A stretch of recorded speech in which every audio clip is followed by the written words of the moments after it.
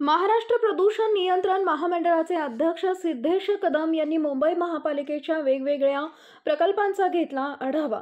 महाराष्ट्र प्रदूषण नियंत्रण महामंडळाचे अध्यक्ष सिद्धेश कदम यांनी मुंबई महापालिकेच्या वेगवेगळ्या प्रकल्पांचा आढावा घेतलेला आहे। सध्याचा जो वातावरणातील हवेचा दर्जा आणि वायू प्रदूषण होते त्यावर चर्चा केली होती। प्रदूषण नियंत्रण मंडळाचे सर्व अधिकारी सगळे उपस्थित आहेत। सध्या मुंबईमध्ये हवेची लेवल चिंताजनक झाली होती, त्यावर आपण उपाययोजना केली आहे। मागच्या आठवड्यांपेक्षा मुंबईचा हवेचा दर्जा लक्षणीयरित्या सुधारलेला आहे आणि पुढचे काही दिवस सुद्धा आमचे प्रयत्न चालूच राहतील। मुंबई शहरातील वायू प्रदूषणाबाबत ठळक मुद्दे। मुंबई शहर हे 7 बेटांचं एकत्रीकरण करून बनलेलं आहे। मुंबई शहराची लोकसंख्या अंदाजे 1,24,00,000 इतकी असून भारतातील सर्वाधिक लोकसंख्या असलेलं शहर आहे। सर्वसाधारणपणे पावसाळ्यामध्ये हवेतील प्रदूषकांची पातळी सर्वात कमी व हिवाळ्यात सर्वाधिक असते। पावसाळ्यात पावसाच्या पाण्याबरोबर मिसळल्यानं व समुद्रावरून येणाऱ्या वेगवान नेतृत्व मोसमी वाऱ्यांमुळे हवेतील धुलीकणाचा निचरा होतो। हिवाळ्यात कमी तापमानामुळे व वेगवान वाऱ्याच्या अभावाने जमिनीलगतची प्रदूषके ही उंचीवरील हवेत मिसळल्याचे प्रमाण कमी होते, त्यामुळे तयार होणाऱ्या प्रदूषकांचा निचरा न झाल्याने हवेतील प्रदूषणात वाढ होते। मुंबई महानगरपालिका नियंत्रण मंडळाकडून मुंबई शहरामध्ये एकूण 14 ठिकाणी प्रदूषण मापक तपासणी यंत्राची स्थापना करण्यात आलेली आहे। त्या व्यतिरिक्त केंद्र शासनाच्या IITM SAFAR संस्थेच्या वतीने केंद्र स्थापित केलेली आहेत।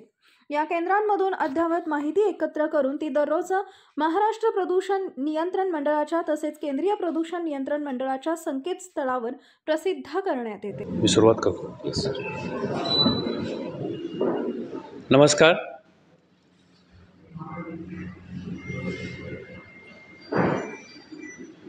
महाराष्ट्र प्रदूषण नियंत्रण महामंडळाचे अध्यक्ष श्री सिद्धेश कदम या ठिकाणी आलेले आहेत। त्यांनी मुंबई महापालिकेच्या वेगवेगळ्या प्रकल्पांचा या ठिकाणी आढावा घेतलेला आहे आणि या एका आठवड्यामध्ये परत आपण सगळेजण भेटतोय। मागच्या आठवड्यातच आपण भेटलो होतो। ते मुख्यतः सध्याची जी वातावरणामधली हवेचा दर्जा आहे आणि वायू प्रदूषण होतंय त्याच्या संदर्भामध्ये आपण सविस्तर मागच्या वेळेला चर्चा केलेली होती। त्या विषयाव्यतिरिक्त जे दीर्घकालीन उपाययोजना आपल्याला करायच्या आहेत त्याच्या संदर्भामध्ये देखील अध्यक्षांनी आज या ठिकाणी आढावा घेतलेला आहे। त्याच्याबरोबर त्यांचे प्रदूषण नियंत्रण मंडळाचे सर्व अधिकारी देखील या ठिकाणी उपस्थित आहेत। आपल्याला कल्पना आहे की सध्या मुंबईमध्ये आपली जी AQI लेवल ही गेल्या आठवड्यामध्ये काही ठिकाणी खरोखरच चिंताजनक झालेली होती। त्याच्यावरती आपण तातडीने काही उपाययोजना केल्या। सुदैवानं निसर्गाने देखील आपल्याला गेल्या 2 दिवसामध्ये चांगली साथ दिलेली आहे आणि सर्वाचा एकत्रित परिणाम म्हणून आता मुंबईच्या हवेचा दर्जा हा मागच्या आठवड्यापेक्षा लक्षणीयरित्या सुधारलेला आहे आणि पुढचे काही दिवस देखील सातत्याने आमचे प्रयत्न चालू राहतील। मी मागच्याच आठवड्यामध्ये मी आणि अविनाश ढाकणे साहेबांनी त्याचप्रमाणे आमचे AMC या सर्वांनी आपल्याला सविस्तर या संदर्भामध्ये विशद केलेलं होतं। त्याच्यामुळे मी या प्रसंगी आपला जास्त वेळ घेत नाही। या विषयाव्यतिरिक्तच माननीय अध्यक्षांनी प्लास्टिक मुक्ती असेल, सिंगल यूज प्लास्टिक, त्याचप्रमाणे महापालिकेचे चालू असणारे STPचे प्लांट्स आणि इतर उपाययोजना यांचा देखील सविस्तर आढावा घेतलेला आहे। मी या पत्रकार परिषदेमध्ये पुन्हा एक वार आपल्या सर्वांचं मनपूर्वक स्वागत करतो आणि माननीय अध्यक्ष यांना विनंती करतो की त्यांनी सर्व पत्रकार बांधवांना माझा नमस्कार। सर्वप्रथम मी मुंबई महानगरपालिकेचे आयुक्त भूषण गगराणी सर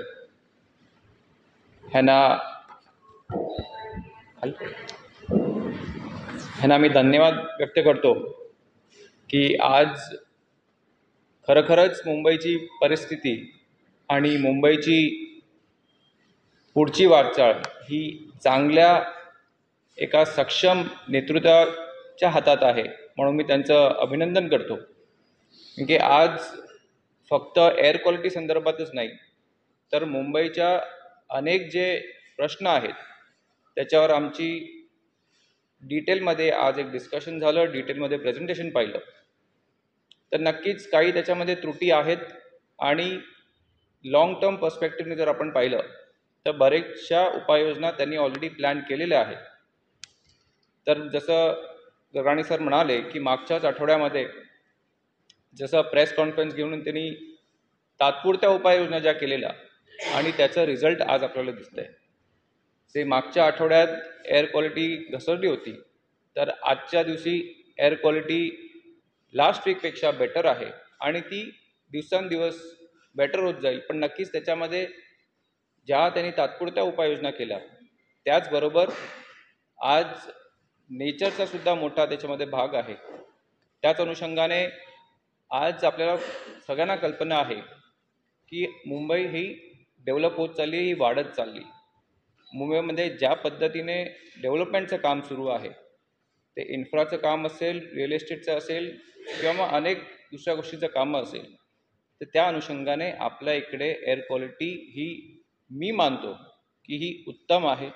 ज्या पद्धतीने ज्या स्कोपवर काम सुरू आहे इतर कुठल्याही देशामध्ये जर आपण पाहिलं तर ते एवढं सोपं नाही आहे कंट्रोल करणं. पण hats off to Gagrani sir आणि त्यांच्या पूर्ण टीमचं, त्यांनी चांगले एफर्ट घेत आहेत.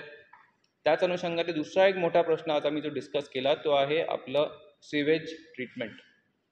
आज आपल्याला कल्पना आहे की जे 2006मध्ये जे फ्लड आलेलं 26 जुलै हा एक काळा दिवस होता आणि तेव्हापासून हे जे सिवेज ट्रीटमेंट प्लांट जे आहेत हे अजूनही ऑपरेशनल झालेले नाही आहेत. हा एक मोठा विषय आहे. तर आज वेळेअभावी त्याचा आम्ही एक आढावा घेतलेला आहे आणि ते काम बऱ्यापैकी सुरू आहे आणि ते काम कम्प्लिशनच्या स्टेजवर कधीपर्यंत येणार आहे अशी एक डेडलाईन आम्ही त्यांच्याकडून मागितलेली आहे. पण तोपर्यंत ते काम होत नाही तोपर्यंत हे जे टेम्पररी जे ट्रीटमेंट करण्यासाठी आपण काय उपाययोजना करू शकतो का याच्यावर सुद्धा आमची चर्चा झालेली आहे.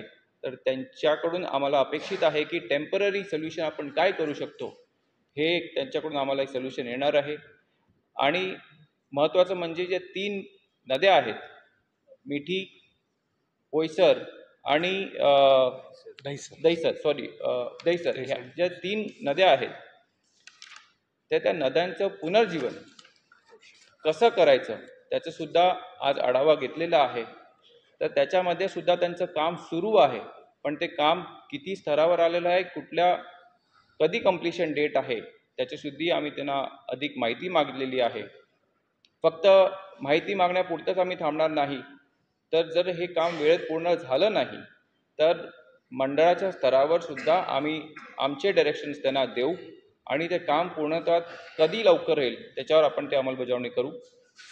दुसरा एक महत्त्वाचा विषय आपल्या सगळ्यांना माहिती असेल, त्याच्यामध्ये पत्रकार बांधव आणि मीडियाचा फार मोठा सहभाग लागतो. आम्हाला तो सहभाग भेटत नाही. तो आहे सिंगल यूज प्लास्टिक. आज जनजागृतीसाठी मीडियाकडून आम्हाला जो प्रतिसाद मिळाला पाहिजे होता तसा प्रतिसाद भेटत नाही. महानगरपालिका असेल, प्रदूषण नियंत्रण मंडळाचे अधिकारी हे वारंवार ग्राउंड लेवलवर काम करतात. पण एक मीडियाकडून आम्हाला त्याबद्दल सपोर्ट लागेल की कुठल्या गोष्टी अलाउड आहेत, कुठल्या गोष्टी नाही अलाउड आहेत. ह्याचं जनजागृती आम्ही आमच्या स्तरावर करतोच, महानगरपालिका त्यांच्या स्तरावर सुद्धा करते.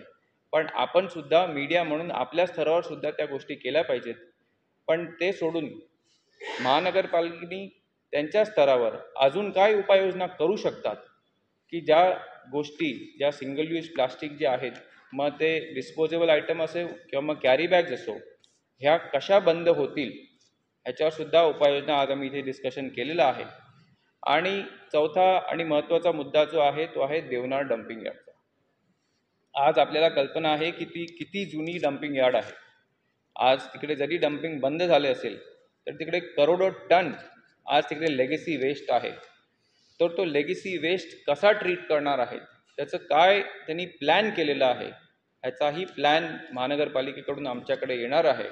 आणि त्यांनी प्राथमिक चर्चा केलेली आहे की ते काय करणार आहेत, कसं करायचं आहे. जसं गोराईचं बंद केलं, जसं मुलुंडचं बंद केलं, तसंच त्या धर्तीवर देवनारचं सुद्धा बंद करायचा त्यांचा प्लॅन आहे. तर तो प्लॅन आला की लगेच आम्ही सुद्धा आमच्या स्तरावर तुम्हाला सांगूच त्याच अनुषंगाने महानगरपालिकेचे आयुक्त माननीय दुर्राणी सर हेही आपल्याला कळवतील. आणि दुसरा एक महत्त्वाचा घटक जो आहे, आज जसं मी म्हणालो की मुंबईमध्ये रिडेव्हलपमेंटचं किंवा रिअल इस्टेटचं काम चालू आहे, तर बऱ्यापैकी कन्स्ट्रक्शन डेब्री जनरेट होते. तर एक चांगली आनंदाची बाब आहे की मुंबई महानगरपालिका, मला वाटतं हे पहिली महानगरपालिका असेल ज्यांनी त्यांच्या स्तरावर CND वेस्ट हे रिसायकल करण्यासाठी स्वतःचं प्लांट लावलेलं आहे. 2 प्लांट लावलेलं आहेत. तर ह्याबद्दलही मी महानगरपालिकेचं अभिनंदन करतो. म्हणजे जसं आपण मागच्या काळात बघायचो, हे कन्स्ट्रक्शन डेब्री ट्रकवाले हे कुठेही रस्त्यावर टाकून द्यायचे किंवा मग तुमच्या मीरा रोडच्या आसपास कुठेतरी टाकून द्यायचे, चेकनाकाच्या आसपास टाकून द्यायचे, मडमध्ये टाकून द्यायचे. तर हे कुठेतरी थांबेल आणि थांबलेलं आहे. त्या अनुषंगाने आज CND वेस्ट हे रिसायकल करण्यासाठी किंवा मग त्याचा व्यवस्थित विल्हेवाट लावण्यासाठी त्यांनी त्यांच्या स्तरावर 2 प्लांट इन्स्टॉल केलेले आहेत आणि हळूहळू त्याची कॅपॅसिटी वाढत जाईल. आणि ह्या अनुषंगाने आज ही पहिली बैठक होती.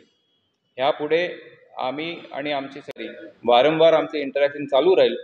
आणि जसं आज एअर क्वालिटी संदर्भात काही जे मॉनिटरिंग स्टेशन्स आहेत, तर आता आमची प्राथमिक चर्चा सुरू होती, चर्चा होत असते वारंवार. तर ते मॉनिटरिंग स्टेशन्स हे व्हॅलिडिटी आहे की नाही ते प्राथमिक सगळ्या न्यूज माध्यमांनी चेक करायचे. आज काय होतं की आपण कुठलं तरी मशीन घेऊन येतं चायनावरून, कुठून तरी चायनाने कुठल्याही देशातून, आणि आपण एअर क्वालिटी मापतात. पण ह्या मशीन्स ह्या verified by CPCB, verified by central government, verified by MPCB आहेत की नाही. जर असतील तरच ती त्याचे जे आहेत पॅरामीटर्स ते करेक्ट आहेत. आणि कुठल्याही इतर मशीनवर आपण अवलंबून राहू नका. आज CPCBची वेबसाईट असेल, MPCBची वेबसाईट असेल, महानगरपालिकेचं स्वतःचं ॲप आहे, त्या ॲपवर ज्या काय माहिती आहेत ही व्हेरीफाईड माहिती असेल. म्हणून मी वारंवार सांगतो की माध्यमांनी आपण फार मोठा रोल प्ले करता in terms of creating panic amongst the people. आपण कुठलीही माहिती देताना थोडी आमच्याकडून व्हेरीफाय करून घेतली तर मला असं वाटतं की बरं होईल. आणि नक्कीच जर कुठे खरंच अशी अलार्मिंग सिच्युएशन असेल तर आमचे मोबाईल स्टेशन्स रेडी आहेत. जसं आताच आम्ही चर्चा करत होतो, तर नेव्हीनगरमध्ये पॅरामीटर हाय वाटले तर लगेच आमचे माननीय सदस्य सचिव अविनाश जाकणेजी ह्यांनी तिकडे मोबाईल व्हॅन डिप्यूट केलेली आहे. तिकडे आत्ताची सिच्युएशन काय आहे ते आम्हाला लगेच कळेल. अशा आमच्या टोटल 12 मोबाईल व्हॅन्स आहेत.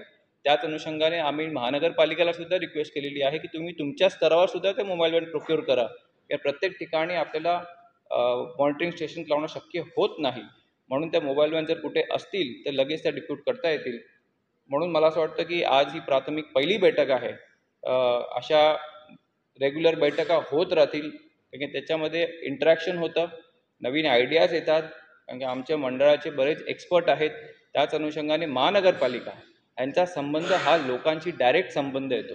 आज मंडळाचे आम्ही सगळे अधिकारी लोकांशी डायरेक्ट संबंध तसा येत नाही, पण महानगरपालिकेला नेहमीच एक सपोर्ट सिस्टम म्हणून मंडळ हमेशा त्यांच्यासोबत आहे.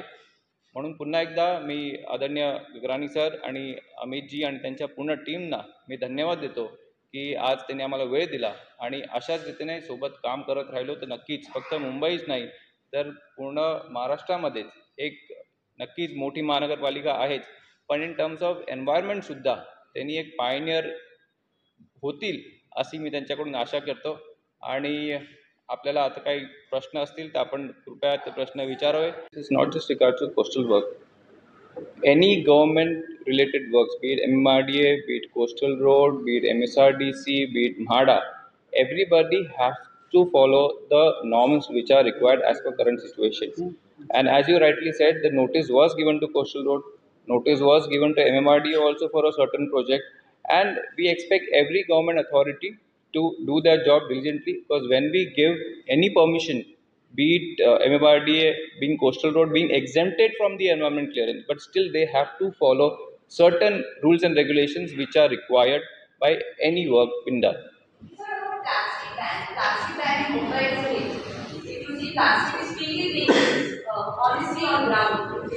So what is the FPCB doing to tackle it? Because if you see, go to any market locally, you see I don't need to tell you. I mean, you will observe it in your own locality. So what are we doing? What are we planning to do? Because the earlier government had gone strongly against it. As I said before, that media plays a very vital role in this in terms of creating awareness.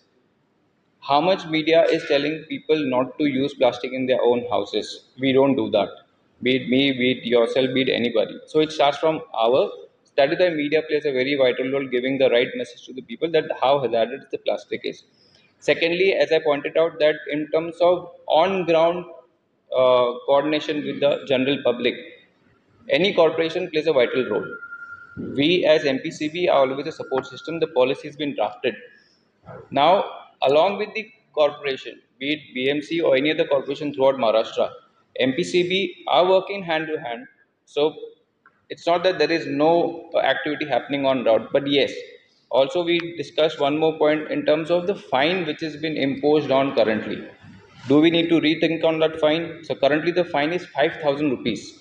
So do we need to rethink on that? Do we need to work on some policy? Do we need to work on something which will be more efficient in terms of delivering, in terms of seeing the result on the ground? Definitely. So we are thinking on that and we will think on that. But again, I will sum up to this. That the media plays a very vital role in terms of what is allowed, what is not allowed. Sir मेरा सवाल ये है कि 2018 में सर्दी यदि आई तो उसका उत्पादन वितरण इतनी सस्ते रूप थी, उसके बावजूद जब महाराष्ट्र में उत्पादन नहीं हो रहा है तो प्लास्टिक आ कहाँ से रहा है। और दूसरा ये कि यातायात नाके बंद हो गए, जांच के लिए कोई जांच करने के कोई उनके पास पावर नहीं है, और जहाँ से उत्पादन होके प्लास्टिक आ रहा है उसके रोक लगाने के लिए आप क्या करेंगे? हमारा दुर्भाग्य ये है कि आज हमारे राज्य में प्लास्टिक की नियम एक है, जो हमारे बाजू के जो स्टेट है वहाँ पे प्लास्टिक को लेके नियम अलग है। सेंट्रल पोल्यूशन बोर्ड ने एक नियम बनाया है, बट कई सारी चीज़ें बाजू के स्टेट में अलाउड है जो हमारे यहाँ पर बैन है। तो हमारे अधिकारी, महानगर पालिका के अधिकारी, इवन डिस्ट्रिक्ट लेवल के अधिकारी ये वो रोक की ट्राई करते हैं, एंड उत्पादन महाराष्ट्र में काफ़ी हद तक बंद हो गया है। मैं ये नहीं कहूँगा कि 100% बंद हो गया है, और उत्पादन महाराष्ट्र में काफ़ी हद तक बंद हो गया है। जो भी प्लास्टिक आता है वो जो हमारे बाजू के जो स्टेट्स है वहाँ से आता है। तो इनफैक्ट हमने जो बाजू के स्टेट्स है, हम अभी जाते हैं रिवर्स इंजीनियरिंग में। कोई प्लास्टिक पकड़ा गया तो उसका मैन्युफैक्चरिंग होता है अलग स्टेट में, तो वो एड्रेस को लेके हम उस स्टेट को भी इंटीमेट करते हैं कि ये प्लास्टिक आइटम बैन है, ये आपके स्टेट में ये मैन्युफैक्चर किया जा रहा है, तो कृपया इस पर कार्रवाई कीजिए। ये होता है ज्यूरिडिक्शन का इशू। हमारा ज्यूरिडिक्शन है महाराष्ट्र, बाकी के राज्य में हम जाके कोई एक्टिविटी कर नहीं सकते, कोई एक्शन ले नहीं सकते, पर हम बाकी राज्यों को भी ये इंटीमेट करते हैं कि आपके यहाँ पर ये सर्टन प्लास्टिक मैन्युफैक्चर हो रहा है, कृपया आप आपके स्तर पे उस पर कार्रवाई कीजिए।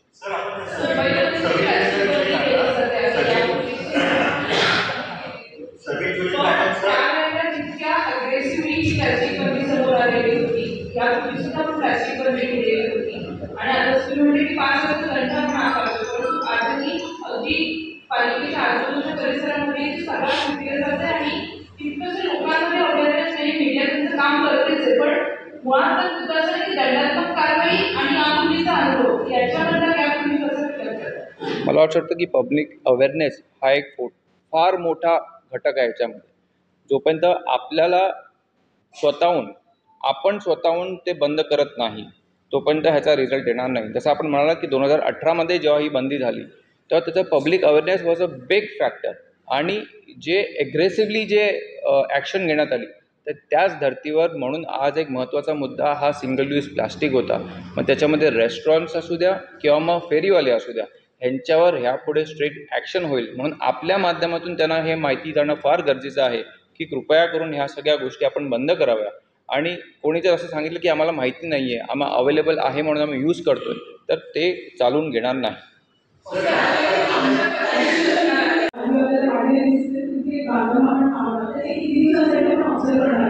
आणि आता नावाचा जो वेगळा आहे जो मेडिसिनचा वेगळा असतो आयआयटीचा वेगळा असतो, तुम्ही आम्ही कसं केलं की बेसिकली इतर जेवणावर अवलंबून राहून तर भारतामध्ये लिहिताना आम्ही आयआयटी प्रिफर करायचं, एनसीटी प्रिफर करायचं, कारण दोन्हीच्या व्हॅल्यूजमध्ये खूप डिफरन्स असतो आणि कुठच्या लेवलनंतर आपण कन्सिडर करायचं की दिस इज एक कारण डब्ल्यूएचओचे स्टँडर्ड्स वेगळे आहेत. मला असं वाटतं की प्रत्येक ह्याच्यामध्ये कुठले पॅरामीटर्स हॅझार्डस आहेत, सिव्हिअर आहेत, नॉट सिव्हिअर आहेत, हे आपल्या सगळ्यांना कल्पना आहे.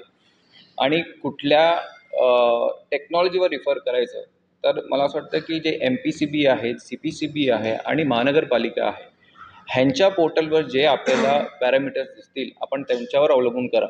पण तरीसुद्धा जसं आपण आता म्हणालात की नेवी नगरमध्ये IITMच्या पोर्टलवर एक सर्टन फिगर दिसला, असं नाही की आम्ही त्यांना इग्नोर केलं. जसं मी सांगितलं की आमच्या मेंबर सेक्रेटरीनी ऑलरेडी आमची मोबाईल व्हॅन तिकडे डिप्यूट केलेली आहे. वस्तुस्थिती काय आहे ते आपल्याला थोड्याच वेळात कळेल. पण कुठलीही गोष्ट इग्नोर करत नाही आम्ही, जरी त्या IITM असो किंवा इतर कुठलेही असो, आम्ही ते इग्नोर करत नाही. म्हणून पुन्हा एकदा आपल्याला सगळ्यांना विनंती आहे की कुठल्याही गोष्टी आपण पब्लिक समोर आणण्याच्या अगोदर एकदा आमच्याकडून व्हेरीफाय करून घ्या की वेदर दिस हे जे फिगर्स आहेत, हे जे पॅरामीटर्स आहेत ते करेक्ट आहेत की चुकीचे आहेत. सव्वीस जुलैला आपण मगाशी उल्लेख केला होता. 26 जुलैमुळे संग्रामामुळे 26 जुलैला मुंबई उडणार होती ती बातमी. भविष्यात जर मुंबईची वाढती लोकसंख्या पाहता तर विटाकारांत जमीन संग्रामानंतर जमीन सुरक्षित. मला असं वाटतं की हा जो प्रश्न आहे हा आपण जो मॅनग्रुव्ज अथॉरिटी आहे हा त्यांच्या स्कोप पुरता आहे. हा पोल्युशन बोर्ड कंट्रोलच्या स्कोपमध्ये हा प्रश्न येत नाही, म्हणजे डायरेक्टली येत नाही. तरीसुद्धा नाही, नक्कीच किसकी अश्विन का फोन आया था कल डिप्टी CM कुठला विषय? सॉरी, 100% जो कोण ह्या नियमाचं उल्लंघन करताना सापडेल त्याच्यावरती कारवाई होणार. पण नक्कीच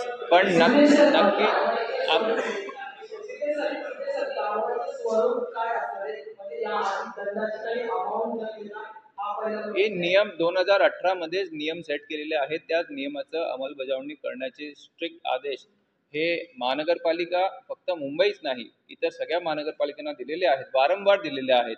पण आज जे विषय होते त्यातला एक विषय हा सिंगल यूज प्लास्टिक होता. त्याच अनुषंगाने आमच्या अधिकाऱ्यांना सुद्धा स्ट्रिक्ट आदेश दिलेले आहेत की जे नियम 2018 मध्ये केलेले आहेत त्याची स्ट्रिक्ट अंमलबजावणी करायला आता सुरुवात करा, नाहीतर आमच्या स्तरावर आम्ही कारवाई करू.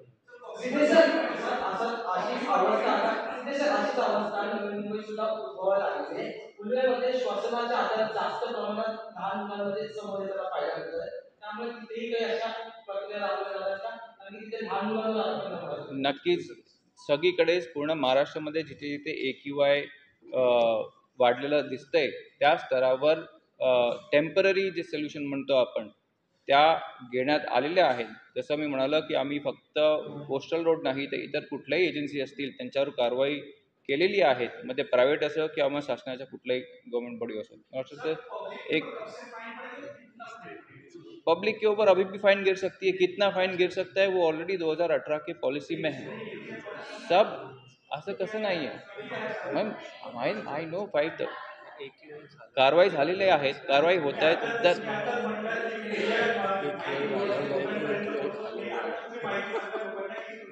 पहिल्यांदा जर कोण आढळलं तर त्याला 5,000 रुपये फाईन आहे, सेकंड टाइम 10,000 आहे, थर्ड टाइम 15,000 25,000 आहे आणि फोर्थ टाइम जर रिपीट ऑफेंडर असेल तर त्याला प्रॉसिक्युशन होणार आहे. अशा पद्धतीचे नियम ऑलरेडी 2018 मध्ये केलेले आहेत. अधिक माहिती पाहिजे असेल तर आमच्या वेबसाईटवर त्या नियमाची पूर्ण पॉलिसी आहे.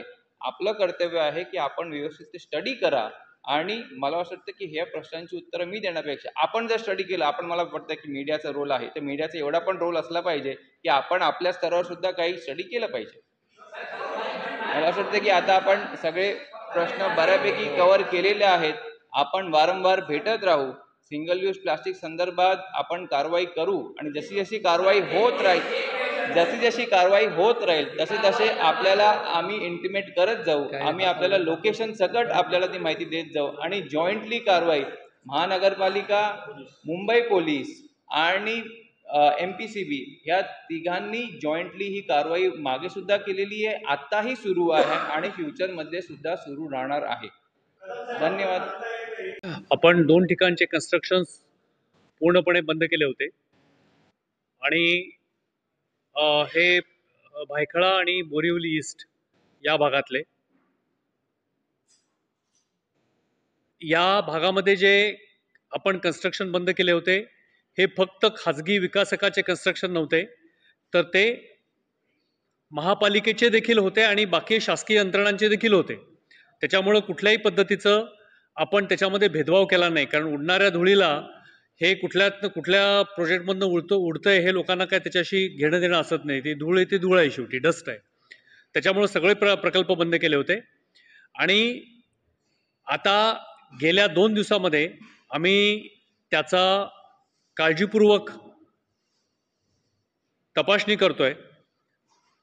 बोरिवली ईस्ट या भागामधलं प्रदूषण जे आहे ते पूर्णपणे नियंत्रणामध्ये आलेलं आहे आणि भायखळाचे जे आताचे सध्याचे AQI निर्देशांक आहेत हे देखील साधारणतः 125 ते 140 या दरम्यान आता सध्या आलेले आहेत. त्याच्यामुळं पुढचे 24 तास आम्ही त्याच्यावरती व्यवस्थित निरीक्षण ठेवू आणि हे जर असेच राहिले तर आम्ही ते बांधकाम बंदी जी आता केलेली आहे ती उठवण्याचा विचार करू. ॲट द सेम टाईम आता 2 ठिकाणं नेवीनगर आणि शिवाजीनगर गोवंडी इथले निर्देशांक 200च्या पुढे गेलेले आहेत आणि जे मागच्या आपल्या बैठकीमध्ये मी आपल्याला सांगितलं होतं की सातत्यानं 4-5 दिवस जरी निर्देशांक 200च्या पुढे गेले तर या ठिकाणी देखील आम्हाला अशा पद्धतीनंच म्हणजे बांधकाम बंदी आणि महापालिकेचे इतर जे काही उपाययोजना आहेत त्या हाती घ्याव्या लागतील. तर या 2 ठिकाणांवरती सध्या आम्ही लक्ष ठेवून आहे. थँक्यू. की महानगरपालिकेने जो लॉकडाऊन प्लॅन बनवलाय त्याच्यामध्ये काही त्रुटी आहेत, त्या त्रुटी कोणत्या आहेत आणि त्याच्यावरती काय उपाययोजना सुचवल्या? नाही, महानगरपालिकेने लॉंग टर्म प्लॅन असं मी कुठे म्हटलं नाही AQI संदर्भात. नाही, लॉंग टर्म प्लॅन महानगरपालिकेने बनवला असं मी कुठे म्हटलं नाहीये. वो STP का सीवेज ट्रीटमेंट प्लांट तो वो और रिवर रिजुविनेशन का जो 3 रिवर जो है उसका जो रिवर रिजुविनेशन का प्लान है उसका उन्होंने प्रेजेंटेशन दिया, जो कब तक कंप्लीट होगा, उसमें क्या हर्डल्स आ रहे हैं, तो उसका जो टाइम बाउंड प्लान है वो टाइम बाउंड प्लान हमने उनसे मांगा है. अगर वो टाइम बाउंड प्लान नहीं होता तो हमारे स्तर पे हम उन पे एक्शन लेंगे.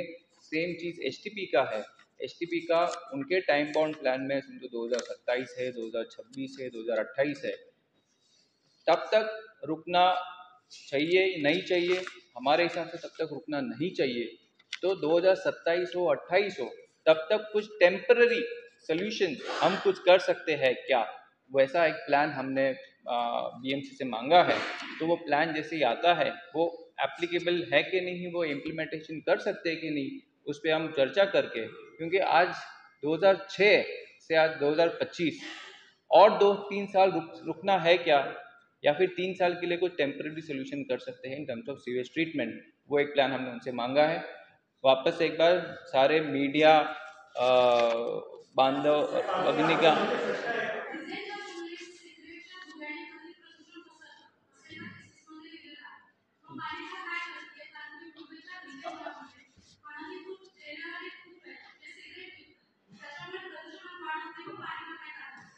मॅडम जे पितात ते त्यांना पण कळायला पाहिजे ना सिगरेट हानिकारक आहे, म्हणून लोकांनी प्यायचं बंद करावं. मला असं वाटतं ते त्यांनी ते सोल्युशन नाही, पण कुठल्या थिसिसमध्ये म्हटले नक्की ही जे स्टडी असेल मॅडम, स्टडी आमच्याकडे द्या, आम्ही त्याच्यावर आमचे आहेत जॉईंट डायरेक्टर एअर त्याच्यावर काही करतील स्टडी. शेवटचे 1-2 प्रश्न प्लीज.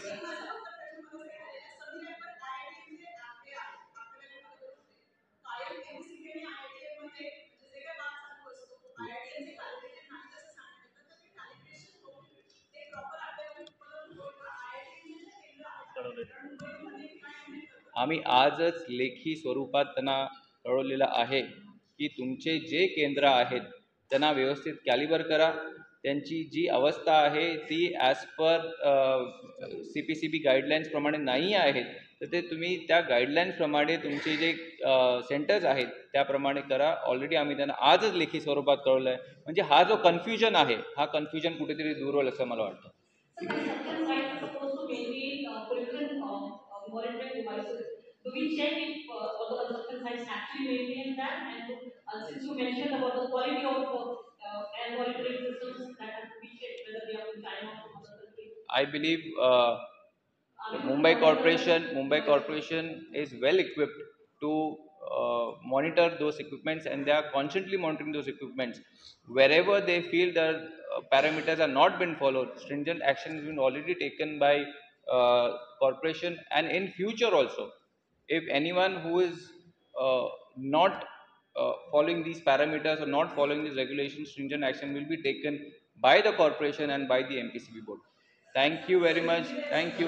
झालं ना, हिंदीमध्ये पण झालं.